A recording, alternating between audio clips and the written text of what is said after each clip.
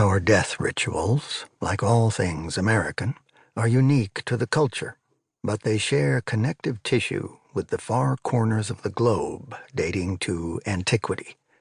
These often strange rituals, and by extension the men and women plying the dark arts, are almost as mysterious as death itself. Last Rites lifts the curtain and offers a glimpse of why we bury our dead the way we do. The American funeral rite coalesced in a single moment involving a marble-sized piece of metal.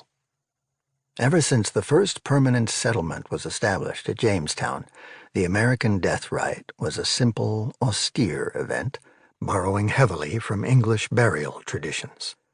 The remains were washed and dressed at home. A local cabinet maker furnished a custom-made coffin, and the remains were carried by hand and immediately buried in the town's commons or on family land.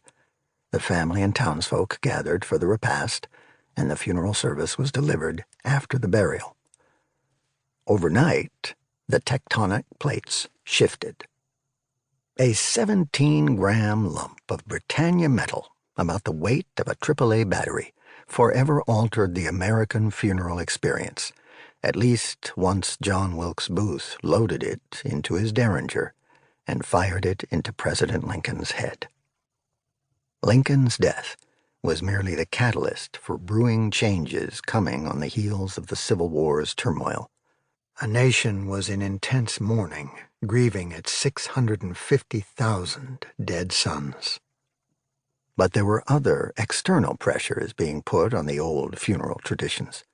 Population centers were exploding, America was building its infrastructure, and the Industrial Revolution, put into overdrive by the recent war, was luring Americans off their farms and into cities and factories. Americans were more mobile, goods were becoming cheaper and more plentiful, and Americans were outsourcing the care of their sick and their dead. However, the thing that set America on a unique trajectory, casting off the vestiges of the old ways from across the Atlantic, was embalming.